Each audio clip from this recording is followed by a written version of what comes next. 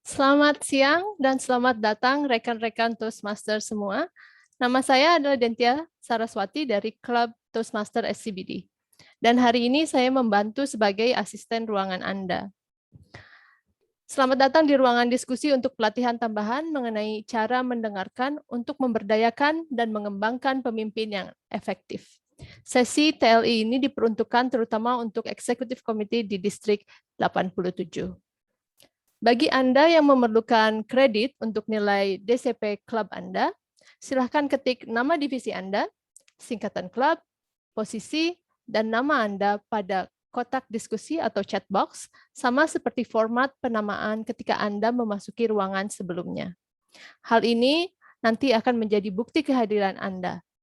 Dan dari waktu ke waktu, saya akan menyimpan percakapan di kolom komentar dan mengirimnya ke tim registrasi untuk pemeriksaan. Ketika pertemuan berlangsung, saya juga akan mengambil foto secara spontan, secara berkala. Sekali lagi, agar diperhatikan bahwa sesi ini sedang direkam dan akan dipublikasikan di media sosial seperti kanal YouTube Distrik 87. Selain itu, foto spontan serta rekaman ini akan dijadikan sebagai bukti dari kehadiran Anda semua. Baiklah, mari kita mulai. Pertama, izinkan saya untuk memaparkan sedikit informasi mengenai pemateri kita hari ini, Toastmaster Amelia Febriani. Toastmaster Amelia adalah kepala bidang keanggotaan di Klub Toastmaster Han. Beliau juga sebelumnya pernah menjabat sebagai Presiden, Kabid Pendidikan, Kabid Keanggotaan, Bendahara, dan Direktur Area. Beliau adalah seorang pemerhati pendidikan yang gemar berpidato di depan umum dan mendalami seni kepemimpinan. Beliau kini adalah seorang guru serta pelatih yang berfokus kepada pendidikan pedagogik serta pengembangan soft skill. Dan tentu saja beliau merupakan guru dan pelatih yang sudah tersertifikasi. Baiklah, tanpa berlama-lama lagi, mari kita sambut Toastmaster Amelia Febriani, layar milik Anda. Thank you. Terima kasih, Room Assistant Toastmaster Densia. Sebelum saya memulai, saya sangat berharap kalau Bapak Ibu bisa menyalakan kamera sehingga saya termotivasi gitu ya untuk bicara. Karena kalau nggak melihat respon, apalagi topik kita hari ini tentang mendengarkan seperti itu. Saya percaya mendengarkan lebih dari sekedar menggunakan telinga, tetapi juga waktu kita melihat non-verbal cues dari orang-orang pada saat kita melihat itu juga termasuk mendengarkan. Jadi kalau berkenan, mohon bisa dinyalakan kameranya sehingga kita bisa sama-sama berinteraksi hari ini. Karena workshop kita adalah tentang mendengarkan, maka saya akan banyak mendengarkan dari Bapak Ibu semuanya. Mohon disiapkan kolom komentarnya, boleh dibuka, karena mungkin saya akan banyak melemparkan pertanyaan yang saya harapkan Bapak Ibu bisa jawab juga nanti di kolom obrolan atau di chat box, seperti itu ya. Saya akan langsung mulai saja. Hari ini topik kita tentang bagaimana mengembangkan kemampuan mendengarkan agar kita bisa menjadi pemimpin yang efektif. Kira-kira kata-kata efektif itu sebenarnya apa ya maknanya? Banyak orang mengira pemimpin yang efektif itu artinya berhasil memenuhi target-target tertentu seperti itu. Kalau misalnya kita di dalam Toastmaster kita ada yang namanya DCP. Pemimpin yang berhasil adalah pemimpin yang efektif adalah pemimpin yang berhasil mendapatkan 10 poin DCP. Nah, coba dari pertanyaan itu saja, saya mau tanya Bapak Ibu di sini, setuju atau tidak setuju? Atau tengah-tengah gitu juga boleh. Boleh dibuka kolom chatnya. Kira-kira kalau kita ngomong pemimpin yang efektif itu ukurannya apa ya efektif? Apa ukuran dari efektif? Saya bisa lihat chat box-nya kok, jadi silahkan. Setuju? Oke, DCP-nya 10. Ada lagi? Atau ada punya pengalaman, pemimpin di klub saya itu efektif loh, baik gitu, pendengar yang baik, tapi kita nggak sampai 10 nih poinnya. Kira-kira apa? Ukuran dari efektif nih apa nih Bapak Ibu sekalian? Kalau kita ngomong namanya pemimpin yang efektif. Boleh dalam konteks Toastmaster, boleh juga dalam konteks pekerjaan, karena kita kan ngomongnya sekarang lebih umum ya kalau skill kepemimpinan. Kira-kira kalau efektif itu apa? Ini saya tahu desa, Toastmaster desa ini guru. Kira-kira guru efektif itu ukurannya apa? Apakah kalau nilai anaknya 100? Apa ya ukuran efektif? Kan karena efektif itu kata-kata yang sangat apa ya, abstrak gitu. Dan bisa sangat personal gitu artinya dari kata efektif sendiri. Ayo, saya tunggu nih respon-responnya dari yang lain. Langsung di everyone aja, nggak apa-apa kan Toastmaster tempat yang aman ya untuk kita berdiskusi sama-sama. Sebenarnya kata-kata efektif itu ukurannya apa? Boleh dalam konteks Toastmaster, dalam konteks pekerjaan, dalam konteks apapun nih. Kalau kita ngomong pemimpin itu efektif, pemimpinku efektif nih. Apakah dalam ukuran waktu? Kalau meeting itu to the point begitu? Ayo. Kalau nggak punya definisi pemimpin efektif, kita susah loh kalau kita mau jadi pemimpin efektif kalau kita sendiri nggak punya definisi apa itu efektif. Karena menurut saya pemimpin harus punya definisi dulu baru bisa melakukan itu gitu. Apa ada hasilnya? Oke. Melahirkan leader ini satu contoh yang bagus juga ya. Jadi punya definisi efektif itu artinya bisa melahirkan leader baru. Oke, bagus sekali. Apa definisi efektif dari Bapak Ibu pemimpin di tempat ini? Ada hasilnya. Oke, sama ya, ada hasilnya. Ada lagi? Hasilnya itu juga hasil apa? Mengayomi. Nah, hasil tuh hasil apa nih? Ini juga harus ditanyakan nih. Hasilnya itu hasil apa ya yang dimaksudkan hasilnya ada hasil? Berdasarkan aim-nya. Aim-nya apa gitu kan. Nah, aim-nya apa tuh? Muter aja. Oke, mencapai target gitu kan. Nah, targetnya apa? Kalau tadi ada yang targetnya ada leader baru gitu, itu berarti efektif. Atau misalnya kalau pekerjaannya marketing gitu ya mungkin ada mencapai target tertentu, itu artinya pemimpin yang efektif. Oke, mengayomi, baik. Saya langsung sambil teman-teman kita merenungkan sama-sama ya, karena menurut saya seorang pemimpin harus punya definisi. Apa itu menjadi yang namanya kepemimpinan? Kalau saya mau jadi pemimpin efektif itu, saya harus punya definisi efektif. Karena kalau tidak punya definisi efektif, tahu dari mana kita efektif. Gitu. Kalau kita nggak punya ukuran, tahu dari mana kita berhasil. Ya, jadi menurut saya kita juga harus punya definisi apa itu pemimpin yang efektif. Buat saya secara pribadi dan juga kenapa kita ngomong nanti tentang mendengarkan sebagai salah satu skill yang diperlukan, karena sebagai seorang pemimpin ya, bukan hanya seorang manajer, keefektifan itu adalah perkembangan dari anggota tim. Ini udah 2 kali ya ada yang mengatakan menciptakan pemimpin efektif lainnya gitu. Jadi fokusnya kalau ke pemimpin ini adalah pada membernya, keadilan bagi seluruh member. Ini kayak bunyi sila Pancasila ya, keadilan bagi seluruh member. Maksudnya keadilan speech slot ya gitu, semua dapat slot gitu. Setiap meeting nggak cuma orang-orang tertentu saja.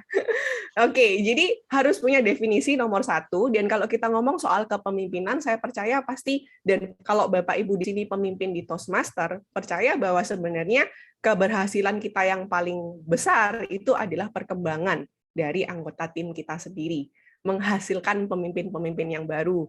Kalau nanti buka pemanggilan exco itu nggak tunjuk-tunjukkan, nah itu kan keberhasilan ya. Kalau misalnya kan, oke, kita mau ada pergantian exco nih, siapa mau jadi presiden, wah kabur semuanya, jangan-jangan kita belum efektif jadi pemimpin, belum memotivasi orang lain untuk menjadi pemimpin selanjutnya. Nah, itu yang akan kita hari ini bahas.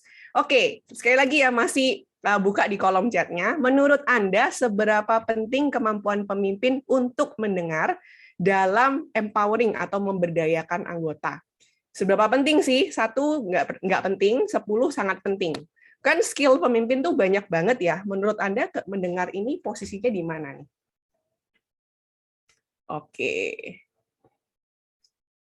10 penting pakai banget 100. Ditambahin sendiri nih nolnya. Oke, 10 ya. Jadi memang sangat penting kemampuan itu mendengar, semua banyak yang 10 kali 10. Baik, makasih. Banyak yang kita sendiri menyadari bahwa pemimpin itu penting untuk kemampuan mendengar ya. Coba saya tanyakan pertanyaan selanjutnya sekali lagi. Kalau Anda kasih saya jawaban, saya pasti tanya mengapa kok menjawab begitu. Kira-kira mengapa kok mendengarkan itu penting dalam kepemimpinan? Mendengarkan penting karena saya masih melihat nih ada tangan-tangan yang sedang mata yang sedang melihat ke keyboard. Sepertinya telah mengetik, memberikan feedback. Oke, setuju. Karena merasa diperhatikan anggotanya dari mendengarkan. Boleh langsung unmute juga boleh kalau mau kelamaan ngetik, boleh. Kenapa mendengarkan itu penting dalam kepemimpinan? Silahkan. Kita saling belajar ya. Ya, silahkan Bu Emi. Ini menurut pengalaman saya saja ya, bukan di Toastmaster aja, tapi di kehidupan sehari-hari. Masalah komunikasi terbesar kita tuh kan kita mendengarkan itu bukan untuk mengerti. Jawab. Oke. Ya, kita jawab gitu. Tapi kita buru-buru jawab. Padahal kita seharusnya ngerti, makanya kan mendengarkan penting gitu. Jadi menurut saya kalau orang sudah nggak dengerin itu udah blast gitu loh, nggak bisa kemana-mana lagi. Contoh yang paling simple aja, kalau kita bicara nih ya, tapi lawan bicara kita pegang ini, itu sudah gagal menurut saya. Jadi kalau kita bicara, yuk kita pandang-pandangan gitu kan. Jadi mata ke mata, hati ke hati gitu. Lihat tuh Desan tuh serius banget dia, kan gitu ya Bu Guru ya. Nah, kira-kira gitu Amel. Kira-kira gitu Amel. Jadi kalau ngomong sekarang teman-teman tolonglah ditaruh itu HP. Jadi kita pakai gaya zaman dulu aja, kita tatap-tatapan itu lebih appreciate saya pikir. Yes. Makasih Bu Emi. Betul, sekalian mengingatkan setiap kita ya. Tadi kayaknya Pak Hendra menyalakan mic nih, sepertinya mau sharing sesuatu. Silahkan Pak. Ya, terima kasih. Justru mendengar itu sangat penting ya. Oleh sebab itulah maka Tuhan memberikan kita 2 telinga dan 1 mulut. Jadi kalau kita mendengar artinya itu kita peduli, kita fokus, kita ya ingin ya berempati, sehingga kita harus mendengar. Jadi kalau kita nggak mendengar, gimana kita bisa memahami orang? Banyak masalah itu terjadi karena kita anggap kita sudah mendengar dalam arti untuk merespon, menjawab, bukan memahami. Jadi apa yang saya pelajari dari Toastmaster itu adalah kita sebenarnya mendengar untuk belajar ya memahami, bukan untuk ya merespon atau menjawab orang. Ini yang sangat sulit sebenarnya dipahami oleh banyak orang. Saya kira itu. Kalau kita mendengar artinya kita care, kita pedulilah. Orang perlu dipeduli. Ya, dia nggak mau tahu kita tahu berapa banyak, tapi dia mau tahu kita sepeduli apa kita terhadap mereka. Itu yang paling penting. Itu aja dari saya. Terima kasih. Thank you Pak Hendra. Benar ya, bahwa itulah sebenarnya karena kita memimpin orang, dan orang itu di mana-mana pasti kepingin merasa dipedulikan gitu, kepingin merasa didengarkan. Itu kebutuhan yang sangat dasar pada manusia gitu. Kita sendiri pun memiliki kebutuhan seperti itu. Terkadang menjadi seorang pemimpin kita punya banyak agenda ya di otak, misalnya disiplinya harus begini dan ini begini. Terkadang kita lupa bahwa kita sedang memimpin orang-orang dengan kebutuhan mereka sendiri sebagai human being gitu, sebagai manusia, yaitu adalah untuk mendengar.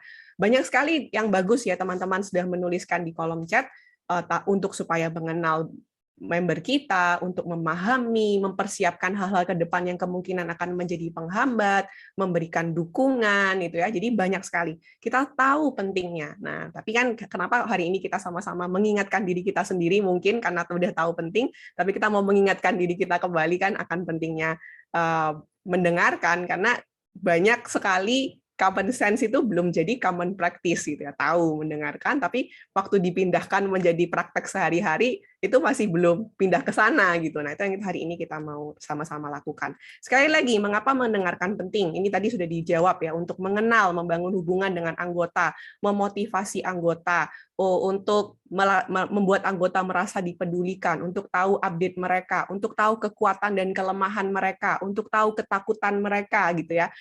Kita udah mau perpanjang membership nih, jangan hanya kita cuma udah waktunya perpanjang tapi kita tidak mendengarkan apa yang menjadi kekhawatiran mereka, misalnya tidak perpanjang, apakah kita mendengarkan? Nah, itu kan jadi pertanyaan-pertanyaan seperti itu semua berfokus kepada anggota tim kita. Jadi kalau kembali ke definisi kata efektif di awal, menurut saya efektif itu adalah kalau ada hasil betul, dan hasilnya adalah pertumbuhan anggota. Dan kita akan tidak bisa membawa anggota untuk bertumbuh kalau kita tidak fokus kepada mereka atau tidak mendengarkan mereka. Ini ada quote yang juga bagus ini dari Simon Sinek ya. Pemimpin bertanggung jawab atas pertumbuhan orang-orang dalam pimpinannya. Saat orang-orang bertumbuh, maka angka itu akan bertumbuh. Nah, kan kita kan pasti juga ada pengukuran angka ya, entah di dalam Toastmaster ataupun dalam kehidupan atau dalam praktek tempat kita bekerja, ada angka-angka yang dihitung, ada KPI, kemudian ada performance appraisal mungkin dan lain-lain, ada target, ada dan lain-lain.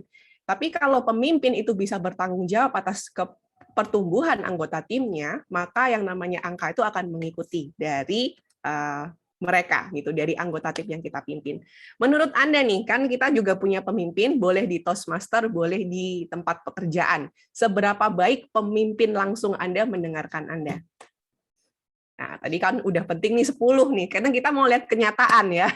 Kita coba mau lihat kenyataan. Tenang, tidak akan di-broadcast kemana-mana kalau kasih nilainya rendah.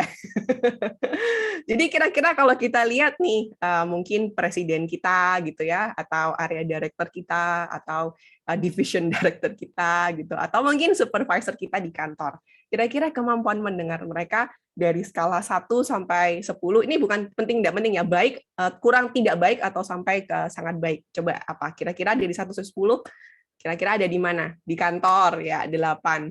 Ini kalau kok Desan ada kata-kata di kantor 8 ya, berarti di TM berapa nih? Kok ada klarifikasinya gitu. Oh, di TM 10, mantap. Oke. Oke, 5, 7, 8, 10. Wow, luar biasa. Nanti saya mau tanya ya, ini yang kasih nilai 10 ini apa yang pemimpin tersebut lakukan nih. Ada yang 9, ada yang 7, ada yang 5. Ini Bu Emi 5, saya juga pasti bakal tanya nih, kenapa kok kasih nilai 5 ya? Intinya mau kasih nilai berapapun, ntar saya tanyain kok. Berapa kira-kira pemimpinnya dari 1 sampai 10? Ya, wah ini bagus juga ya, rata-rata 7, 8, 9, dan 10. Pemimpin kita mendengarkan nih sepertinya ya. Oke. Saya lanjut lagi. Tadi yang jawab 5 nih, Bu Emi. Apa yang Anda rasakan saat pemimpin Anda tidak mendengarkan dengan baik, Bu Emi? Apa yang dia lakukan dan apa yang Anda rasakan? Jadi nyesel ngasih nilai rendah. Nah ini juga nih kayaknya nggak fair ini Amel ya. Kalau yang 10 nggak ditanyain, yang 5 dicurigai. Nanya, nanti habis ini ditanya, tenang aja. Jadi begini, saya tidak memandang di Toastmaster. Jadi saya ngasih 5 itu bukan di Toastmaster, bukan juga di pekerjaan, tapi saya ambil rata-rata. General gitu ya. General, karena pada kenyataannya dalam kehidupan sehari-hari itu harus kita akui bahwa daya mendengar kita itu kurang. Saya bilang kita itu satu, saya bukan pendengar yang baik. Ya. Jadi orang belum selesai ngomong, saya udah nyerocos. Nah, itu masalah terbesar saya saat ini, makanya saya masuk Toastmaster. Udah masuk Toastmaster lumayan, tapi saya belum puas terhadap pencapaian itu. Nah, kenapa saya mengatakan begitu? Ya, sebenarnya di mana-mana kita masih jaga image kita. Semuanya mau kasih, ya saya nggak tahu. Tapi kita kasih nilai tinggi supaya kita terlihat baik. Sebenarnya nggak perlu begitu. Ya, kalau memang nilainya jelek, ya jelek aja. 5 saya kasih, itu saya pukul rata bahwa kita sebetulnya belum benar-benar mendengarkan dengan baik. Ketika kita mendengarkan dengan baik, itu ada keajaiban yang terjadi. Saya sudah pernah rasakan, cuma momen itu nggak sulit untuk diulang. Bisa, tapi sulit untuk diulang. Nah, itu kan satu challenges ya, gitu ya. Gini, saya merasa tidak terlalu didengarkan itu mungkin ya orang bosen dengerin itu aja, atau dia tidak mempunyai daya tahan atau kesabaran untuk menyerap apa sih yang menjadi masalah downline-nya, anak buahnya, atau anggotanya. Nah, ini kalau leader kan jadi gimana ya? Kalau saya bilang leader tuh kan nggak boleh bosen. Kalau misalnya tidak sanggup, ya udah nggak usah mengajukan diri atau tidak usah mengajukan untuk dipilih gitu. Karena jadi leader itu nggak gampang. Gitu. Karena kalau saya pribadi leader itu adalah memberi contoh gitu ya, bukan posisi dia harus memberi contoh. Jadi sebetulnya leader itu adalah pelayan. Terbalik, makanya hati-hati kalau mencanangkan diri sebagai leader di mana aja ya. Kalau kita Harus bicara siap untuk gede, melayani. ya. Kalau kita bicara gede itu kan negara, itu kan sebenarnya pelayan dan apa ya? Ya kalau boleh saya kasih analogi tuh begini. Ya sama-sama kalau leadernya makan, kalau anak buahnya makan tulang, leadernya juga makan tulang. Jangan leadernya makan daging, anak buahnya makan tulang. Gitu. Kalau saya sih nggak berani kasih nilai tinggi-tinggi karena saya harus jujur, karena saya pun bukan pendengar yang baik, makanya saya kasih 5. 5 buat leader dan 5 buat saya sendiri gitu loh. Belum. I'm not a good listener ya. gitu. Itu pekerjaan yang tidak gampang, tapi saya syukurnya ketemu satu tempat yang sampai saat ini tuh nggak ada penghakiman, ya nggak ada judgement, terus aman-aman aja. Kalau kita sedikit salah atau salah banyak juga nggak akan dilaporin polisi gitu ya, apalagi dilaporin KPK, enggak tuh. Jadi ya itu dah Toastmaster gitu. Jadi gitu deh Amel kira-kira. Jadi saya belum sampai ke situ, makanya saya nggak mau kasih nilai tinggi-tinggi deh.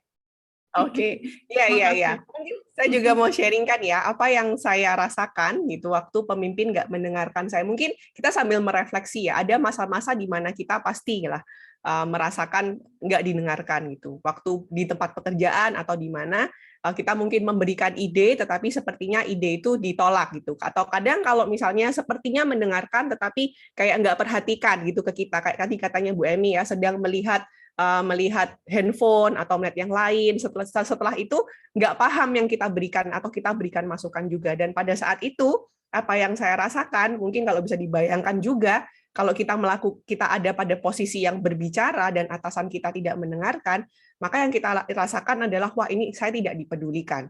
Saya tidak dianggap sebagai orang yang dalam tim gitu, atau saya dianggap di underestimate gitu mungkin oleh pemimpin saya. Mungkin ada perasaan-perasaan seperti itu ya, yang tidak nyaman pada saat kita tidak didengarkan dengan baik. Gak usah ngomong di tempat pekerjaan ya, pada saat kita ngobrol dengan teman saja, kita bisa merasakan apakah orang ini mendengarkan dengan baik atau tidak, dan pada saat tidak mendengarkan, kita merasakan perasaan kecewa seperti itu ya. Saya mau tanya satu orang lagi yang kasih nilai 10 nih. Pak Nanang, SEE dari BQT PC. Pak Nanang kasih nilai 10 buat di Toastmaster apa buat di kantor, Pak? Di Toastmaster. Oke. Apa yang Anda rasakan, pertanyaannya Pak, apa yang Anda rasakan pada saat pemimpin Anda mendengarkan dengan baik? Nah, di sini kan saya kan baru pertama kali menjabat menjadi SAA. Jadi di sini pada saat saya menjalankan suatu tugas atau suatu hal gitu, di sini pada saat saya melakukan sesuatu hal tersebut, mereka mensupport dan menyemangatkan saya gitu. Jadi pada saat saya seperti itu, saya melakukan halnya itu langsung aja gitu, apa yang saya kerjakan aja gitu, dengan ikhlas gitu. Nah, kemudian pun mereka juga mensupport member-member baru gitu, jadi agar lebih tertarik pada Toastmaster gitu. Baik. Jadi ada banyak manfaat yang diberikan pada Toastmaster seperti itu. Wow, oke. Teman-teman satu klubnya boleh kasih tepuk tangan ini buat klubnya, buat pemimpin klubnya yang luar biasa ya. Benar, pada saat kita merasa disupport, seperti kata Pak Nanang tadi ya, tidak perlu didorong-dorong dengan paksa. Bahkan dengan ikhlas melakukan dengan sukacita gitu, dengan hatinya senang gitu melakukan tugas-tugas yang diberikan. Bayangin ya SEE baru dan baru menjabat menjadi SEE, tapi bisa merasa disupport seperti itu. Nah, itulah sebenarnya yang kita harus refleksi ya diri kita sendiri sebagai seorang pemimpin dimanapun kita berada, apa yang sebenarnya anggota tim kita rasakan. Apakah dia merasa di ghosting kayak seperti kata Bu Emi tadi, atau merasa disupport seperti kata Pak Nanang. Nah, itu kadang kita bias ya, punya asumsi, oh saya sudah mendengarkan kok dengan baik. Coba ditanya, coba dievaluasi tanpa nama, berani nggak? Apa yang mereka rasakan? Apakah saya sudah cukup mendengarkan dengan baik? Itu mungkin sekali-sekali kita perlu lakukan ya di tempat pekerjaan ataupun di kantor kita. Nah, tadi udah pemimpinnya yang udah di rating 10-10 semua. Saya harap yang pertanyaan ini Bu Emi udah jelas kasih nilai dirinya, tadi katanya 5 ya Bu ya. Masih mau belajar terus. Menurut Anda, kalau nilai diri kita sendiri, kira-kira dari 1 sampai 10, itu nilainya berapa ya? Kemampuan mendengar kita. Saya juga nulis deh. Saya mau di atas Bu Emi sedikit, 5,5. Kira-kira kemampuan mendengarkan kita berapa? Kalau dari 1 sampai 10. Jadi pemimpin sudah gitu ya. Sebagai pemimpin, sebagai ini, kemampuan mendengar kita seberapa? Wow, luar biasa. 10. Oke, ada yang masih 6, ada yang masih 5. Ini kita juga sedang melatih loh, by the way, teman-teman ini. Kita mendengarkan kata-kata pendapat yang lain, gitu ya. Kita mendengarkan atau membaca chat yang ada di kolom komentar, mendengarkan fasilitator. Kita juga sedang melatih kemampuan mendengarkan. 6, 7, 8. Oke, baik. Oleh karena itu, hari ini saya rasa kita masih punya kesempatan untuk kita mengembangkan diri, gitu ya. Tantangannya makin lama memang makin berbeda. Mungkin kalau mendengarkan dalam situasi pertemuan face to face, menurut saya lebih mudah pada saat kita harus mendengarkan dalam kondisi online meeting. Nggak tahu nih, Bapak Ibu juga kerasa atau tidak, menurut saya lebih menantang, gitu. Lebih menantang untuk kita tetap mendengarkan dengan baik pada saat kita dalam kondisi online meeting. Nah, tapi kita mau sama-sama punya tujuan yang sama gitu. Apa sih sebenarnya kita mau menjadi seorang pemimpin yang punya kemampuan mendengarkan. Lagi nih, mungkin saya tanya teman-teman yang lain nih dari anggotanya Jabat atau dari Nadia SAA-nya BDTM. Menurut Anda apakah penghalang untuk seorang pemimpin mendengarkan? Tadi saya udah dapat dari beberapa dari Bu Emi ya, ke distraksi dengan handphone itu contohnya. Apa yang menjadi penghalang? Karena udah punya tadi ya, udah punya agenda-agenda yang mau dilakukan sehingga menghalangi kita untuk mendengarkan dengan baik. Kira-kira apa lagi yang menjadi penghalang kita untuk mendengarkan? Jadi kalau saya di setting online tuh distraksinya banyak. Itu juga bisa menjadi penghalang. Ada lagi? Mungkin Bapak Ibu bisa tulis di kolom komentar, mau menyalakan mic juga boleh.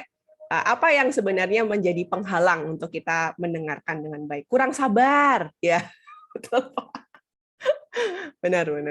Apalagi kalau suka cerita ya, Pak, yang diajak ngomong. Panjang gitu ceritanya. Butuh ekstra kesabaran. Personality, betul. Ada orang-orang ekstrovert yang lebih suka ngomong ya. Mungkin orang-orang introvert lebih suka mendengarkan. Bisa jadi ada. Ada lagi? Apa yang kira-kira menjadi penghalang untuk kita mendengarkan dengan baik? Tadi saya ada banyak gangguan, gitu. Gangguannya entah gangguan sinyal kalau di online, gitu. Entah gangguan-gangguan yang lain, gitu. Makan internet, ya itu. Jadi kepikiran ya bayarnya ya, Des. Kalau lama. Oke, omongannya ngelantur. Jadi jauh kemana-mana. Cepat bosan, lingkungan kurang mendukung, betul. Kalau itu saya ingat nih, kalau anak-anak di sekolah itu nggak mau nyalain mic, karena kenapa gue nggak nyalain? Ayo nyalain aja, gitu. Begitu dia nyalain, ternyata rame banget rumahnya. Suaranya keras, pikiran lagi kacau. Oke. Gaya belajarnya, mungkin gaya belajarnya lebih visual seperti itu ya, jadi kurang. Kalau mendengarkan dia lebih makan tenaga, betul, cepat bosan, omongannya ngelantur mungkin gitu ya. Oke, ada beberapa penghalang dalam kita mendengarkan dengan baik. Coba kita koreksi dari diri kita karena kita mau mengembangkan diri kita ya. Kira-kira penghalang terbesar saya untuk mendengarkan itu apa gitu, sehingga kita bisa punya solusi yang efektif sesuai dengan penghalang yang kita hadapi. Ada banyak, mungkin saya ambil 4 terbesar saja. Nomor 1, persepsi, tidak suka pada topiknya, atau tidak tertarik tadi ya. Cepat bosan karena nggak tertarik. Bayangin tadi saya waktu di kelasnya presiden ya, tadi saya di topiknya presiden, ada satu presiden dari sebuah klub yang mengatakan kalau timnya itu adalah corporate club gitu, dan semua anggota di dalam corporate club itu didorong untuk melakukan pidato tiap bulannya gitu. Dan itu berat untuk memotivasi mereka, karena mereka nggak daftar atas keinginan sendiri, tidak terlalu suka sebenarnya, tapi dipaksa. Nah, itu contohnya. Tidak suka pada topiknya, jadi agak susah untuk mendengarkan. Kalau meeting, udah kelihatan judul meetingnya nih, wah ini meeting apa, ini nggak paham, dan apa, jadi susah mendengarkan. Atau tidak suka pada orangnya. Ini juga bisa ya. Begitu udah tahu nih yang ngomong si dia gitu. Wah, ini males dah aku dengerin gitu. Wah, ini pasti lama lah ini kalau ngomong. Wah, ini pasti ngelantur lah kalau ngomong kemana-mana. Wah, ini pasti buang waktu. Wah, udah ada persepsi-persepsi yang banyak gitu kalau udah kelihatan apa namanya orangnya gitu. Jadi kita udah punya persepsi, udah punya prejudis tertentu nih kepada orang tersebut nih, supaya semoga nggak ada ya di sini yang tidak suka pada orangnya. Jadi ada bias-bias tertentu ya dalam dunia. Iya betul, dalam dunia nyata benar-benar ada. Kita di dunia nyata kok Bu Emi. Jadi memang benar-benar ada ya, memang benar-benar ada yang pemimpin atau pembicara-pembicara tertentu begitu dia sudah naik panggung, kita udah lost respect gitu kayaknya. Nah kalau dari kitanya sendiri udah tidak menyukai, ya susah untuk mendengarkan pastinya. Mungkin kita juga punya begitu nih, punya pengalaman buruk dengan anggota tim. Sekarang jadi presiden, dulu punya konflik dengan seseorang gitu, belum beres mungkin, dan sekarang orang ini jadi exco di dalam klub. Sehingga kita tanpa sadar punya bias tertentu gitu. Kalau dia yang ngomong, kita suka tanpa sadar ya, saya nggak bilang sadar. Tanpa sadar mungkin kita ignore ide-idenya, kita mungkin nggak anggap. Nah itu bisa saja terjadi. Atau kita yang close-minded, tadi udah ada, wah saya udah jadi Toastmaster ini 5 tahun, 6 tahun gitu. Sementara presiden saya baru 1 tahun jadi presiden. Dia masih banyak nih yang belum tahu, sehingga kita waktu si presiden ngomong, kita mungkin agak merasa merasa lebih tahu gitu. Jadi kita nggak terlalu mendengarkan, ini coba dikoreksi. Apalagi sebagai seorang pemimpin, terkadang kita merasa jauh lebih banyak tahu, lebih banyak melihat gitu. Ini saya berkaca dari tempat pekerjaan saya. Terkadang waktu guru itu datang kepada kepala sekolah dan memberikan sebuah ide, ada momen tertentu di mana saya merasa dengan satu kepala sekolah di tempat pekerjaan saya, dia merasa seperti ini, kamu lihat dari sisi guru, saya lihat dari orang tua, dari finance, dari mana. Jadi masukan kamu ini sebenarnya tidak bisa tidak doable gitu. Jadi gesturnya udah ngomong seperti itu pada saat si guru datang untuk memberikan ide atau memberikan masukan, karena si pemimpin ini merasa dia udah lebih memahami segala sesuatunya daripada si orang ini. Memang benar ya, tapi kita juga mesti ingat apa yang kita lihat itu tergantung dari di mana kita duduk. Jangan pernah merasa kita lebih tahu daripada misalnya orang-orang yang duduknya di frontliner gitu ya, seperti di admin atau di sekretaris yang di depan seperti itu. Kita menganggap remeh di customer service. Jangan dianggap remeh, customer service juga melihat hal yang berbeda. Kalau Anda CEO yang tinggal di lantai penthouse gitu ya, melihatnya mungkin pemandangan yang indah-indah kan. Nah, itu teman-teman kita yang di customer service yang di lantai 1 yang kena marah melulu sama customer, mereka juga melihat hal yang berbeda. Dan jangan sampai kita sebagai CEO merasa, wah saya lebih tahu banyak. Gitu. Jadi tiap orang yang duduk di tempat yang berbeda melihat hal yang berbeda. Jadi kita nggak boleh semena-mena, kita punya yang namanya blind spot. Jangan seolah-olah kita tahu segala sesuatunya. Atau kita merasa lebih berpengalaman. Karena sudah lama, kita merasa lebih senior, udah punya banyak pengalaman dan pengetahuan, sehingga ada masukan dari anggota yang baru atau dari junior, kita tanpa sadar, sekali lagi, tanpa sengaja punya hal-hal yang ngeblok seperti itu. Nggak kita dengarkan karena kita tanpa sengaja melihat posisi mereka yang masih lebih junior daripada kita. Atau ada lagi agenda pribadi, sehingga tidak tertarik pada hal yang lain. Nah, ini kita nggak mendengarkan karena kita nggak suka nih. Karena kita punya agenda ini tadi yang katanya Bu Emi sama katanya Pak Hendra, mendengarkan untuk menjawab. Gitu ya. Karena udah punya jawaban, bukan untuk memahami, mendengarkan bukan untuk mengerti, tapi mendengarkan untuk menjawab. Ini karena punya agenda tertentu, punya tujuan pribadi tadi. Pokoknya, oke, aku mau kontak nih, misalnya kan dekat-dekat renewal kan pada kontak member-member semua kan. Hai, gimana kabarnya? Gitu. Sebenarnya nanya kabarnya bukan yang pertama gitu, karena ujungnya mau nanyain, bentar lagi renewal loh. Mau ngingetin aja ya, jangan lupa renewal kita nanti akhir September.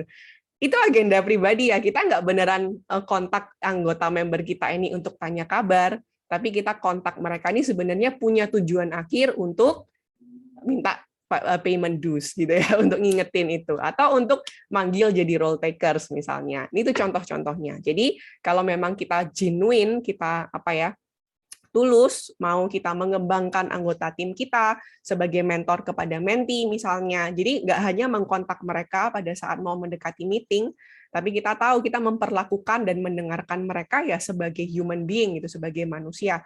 Gimana kabarnya? Gimana? Kita tahu nggak nih anggota tim kita punya anak berapa, pekerjaannya apa, kondisinya gimana sekarang.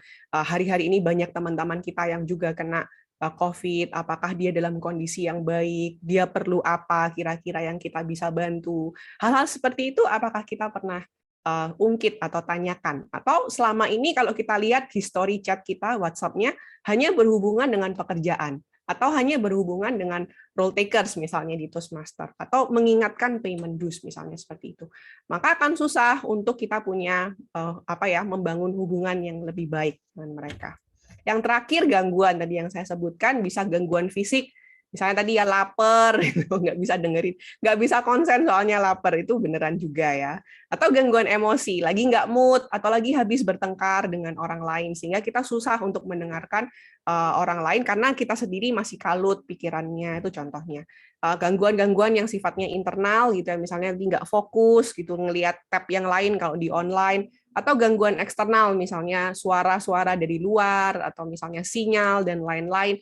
Atau juga ada yang namanya distorsi budaya, gitu. Ada perbedaan budaya, atau sehingga misalnya tone tertentu bisa berarti hal yang berbeda, atau kata-kata tertentu berarti hal yang berbeda, karena ada gangguan atau distorsi budaya. Itu bisa saja menjadi penghalang untuk mendengar. Kira-kira dari keempat ini, mana yang menjadi penghalang terbesar kita pada orang-orang tertentu? Saya nggak bilang satu penghalang itu work untuk satu orang. Terkadang saya nggak mendengarkan orang ini karena saya punya persepsi gitu sama dia. Saya kurang suka mendengarkan orang ini karena nah itu kira-kira apa ya yang menjadi penghalang terbesar kita untuk mendengarkan. Sekali lagi kita mau ingat gitu perasaan kita sendiri pada saat kita didengarkan. Saya sharing ini aja sedikit lagi. Kenapa sih kita mendengarkan tadi ya? Kita kembalikan lagi. Karena yang menurut saya efektif itu adalah pada saat kita bisa memberdayakan dan mengembangkan pemimpin. Menurut saya efektif bukan hanya sekedar angka gitu ya. Angka itu hanya seperti kalau termometer itu alat ukur gitu loh. Angka itu alat ukur. Tapi termometer tuh waktu dimasukkan dia benar-benar merasakan panas. Nah, panasnya itulah yang namanya outcome yang kita harapkan, itu panasnya itu ada gitu dan terukur. Angka hanya alat ukur saja, tapi pengembangan dan pemberdayaan dari anggota tim kita itu yang terkadang nggak kelihatan, nggak keukur, itu yang sebenarnya jadi tujuan utama. Jadi jangan sampai kita fokus pada alat ukurnya, kemudian lupa gitu perkembangan yang sebenarnya. Difokus pada poin-poin, misalnya bagus, nggak apa-apa, saya sangat mendorong, tapi kita lupa apakah anggota dalam tim kita sendiri ini itu benar-benar bertumbuh gitu. Jadi nggak hanya masuk 20 new member, tahun depan keluar 20 new member gitu. New membernya new terus gitu tiap tahun. Artinya apa? Nggak ada yang tinggal, nggak ada yang bertumbuh. Nah, itu kan kita harus bertanya. New membernya ini bertumbuh nggak? Berapa dari 20 yang masuk, terus kita angka disiplinnya naik karena kita dapat banyak member baru, dapat 2 poin gitu di new member dan lain-lain. Tapi kemudian tahun berikutnya si 20 orang ini tinggal 2, tinggal 1. Nah, itu kita patut pertanyakan. Apakah pertumbuhan itu benar-benar terjadi dalam klub kita? Karena kalau angka saja nggak menunjukkan sebenarnya gitu ya, nggak bisa lihat sedalam itu. Tapi kalau ada pertumbuhan yang konstan, bahkan bisa melahirkan klub baru, nah itu kan yang jadi harapan kita. Ada new mentor, ada new exco yang kita waktu tawarin, kita buka nih pembukaan pengurus klub, dan mereka tertarik untuk, nah itu yang kita sedang cari sebenarnya, pertumbuhannya seperti itu jauh lebih maksimal. Sedikit lagi, ini ada di sebenarnya saya ngambil di Toastmaster sudah cukup lengkap. Silahkan bisa cari, ada di level 3, ada salah satu elective project tentang active listening ya. Ada tips-tipsnya di sana. Pada saat kita mendengarkan, hargai sudut pandang pembicara. Tadi ya, karena tiap orang yang duduk di tempat yang berbeda melihat hal yang berbeda. Kita selalu punya titik buta, selalu punya titik buta. Sekarang aja kita nggak bisa ngelihat apa yang ada di belakang kita. Jadi jangan merasa kita memahami segalanya, tahu segalanya. Kalau memang tujuan kita adalah pertumbuhan dari anggota, maka efektivitas itu ada di tangan anggota. Seberapa kita bisa membangun hubungan dengan anggota. Berikan perhatian penuh, ya, jangan kemana-mana tadi, lihat handphone sambil lakukan ini, sambil lakukan itu. Manusia tidak didesain untuk multitasking sebenarnya. Pada saat kita melakukan berbagai kegiatan sekaligus, sebenarnya kita secara brain, secara otak tuh memilih salah satu over daripada yang lainnya. Dan menurut saya pada saat kita multitasking malah nggak efektif dua-duanya, gitu ya. Jadi fokus, selesaikan, berikan perhatian penuh, apalagi dengan orang gitu ya. Ini nggak hanya ngomong soal team member, tapi dengan mungkin pasangan kita, mungkin dengan anak-anak kita, berikan perhatian penuh. Anda merasa menghabiskan waktu 2 jam dengan mereka, tapi kalau tidak memberikan perhatian penuh, itu hanya kuantitas, bukan kualitas. Ya. Jangan menghakimi, tadi judgmental lagi, ada tempat yang tanpa judgmental di Toastmaster, nggak pakai judgment. Jangan menghakimi, lepaskan prejudis, bias, gitu ya, persepsi-persepsi kita yang lain. Kalaupun orang itu pernah melakukan sebuah kesalahan, dia tetap bisa berubah gitu. Dulu mungkin orangnya seperti itu, tapi jangan kita langsung punya label, wah dia orang seperti itu, selamanya seperti itu.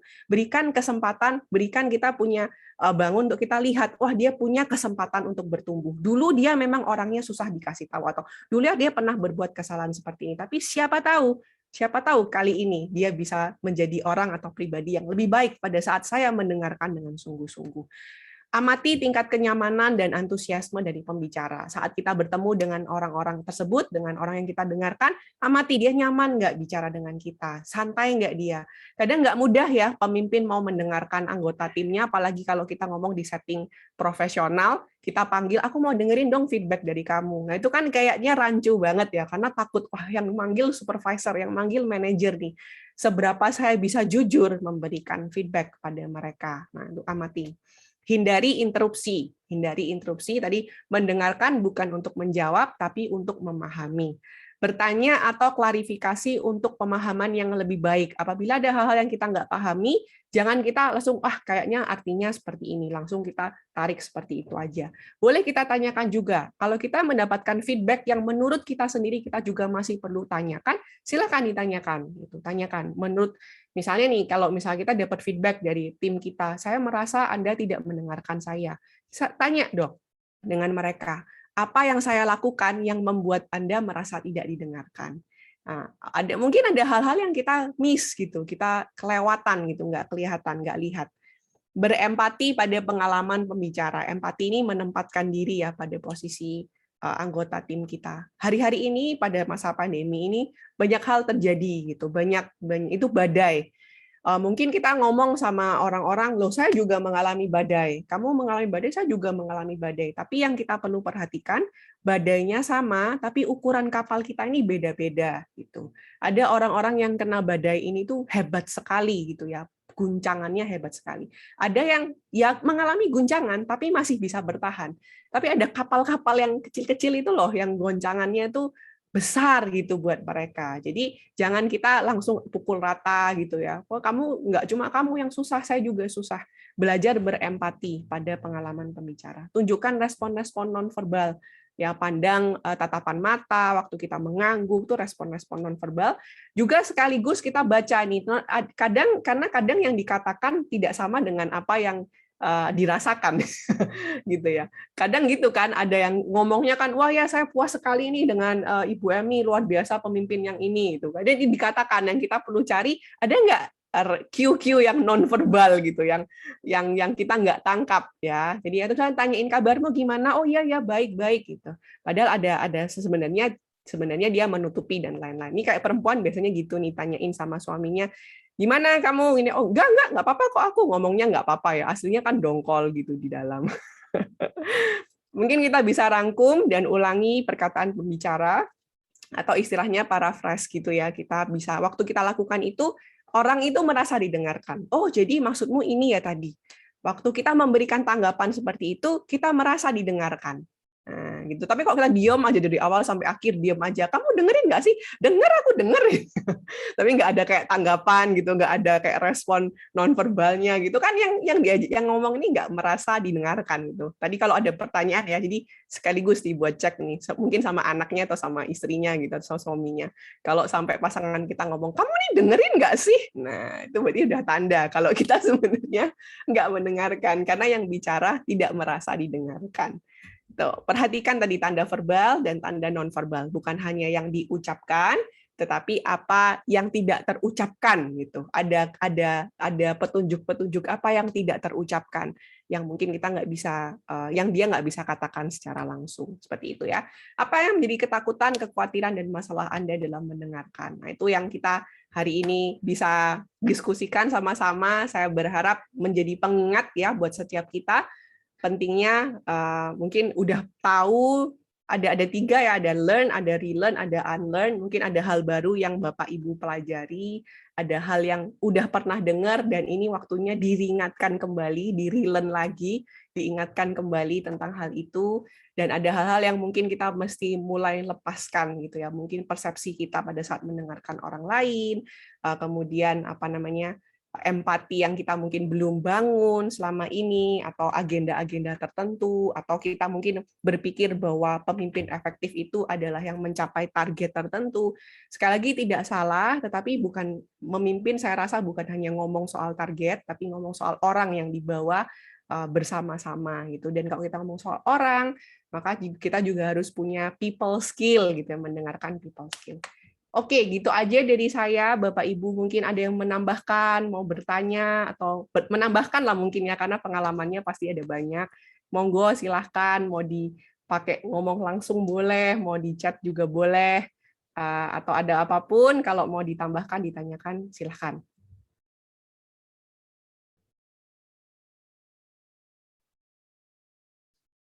Nggak ada? Atau ini semua sudah mendengarkan dengan baik? Semuanya pendengar yang baik ya. Semoga beneran mendengarkan nih dan memahami. Dan bukan hanya dipahami ya, tapi dilakukanlah di dalam keluarga, di dalam anggota timnya di Toastmaster, dan juga anggota pekerjaan. Yang dilakukan untuk perbaikan, untuk mendengarkan. Yang nomor dari semua yang tips tadi ya, Pak Agustinus, itu saya satu sih, kalau saya mau mendengarkan, saya harus siap. Siap secara fisik, mental, emosi, saya siap mendengarkan. Jadi itu, kalau misalnya ada teman yang saya mau cerita, oke, saya siap. Artinya siap itu kalau secara fisik, artinya saya udah taruh ya, hal-hal yang lain yang kira-kira akan mengganggu saya, sudah saya lepaskan. Kalau saya siap secara emosi, artinya saya berusaha melepaskan asumsi-asumsi yang ada gitu ya. Saya siap mendengarkan, artinya saya siap memberikan perhatian yang penuh. Gitu.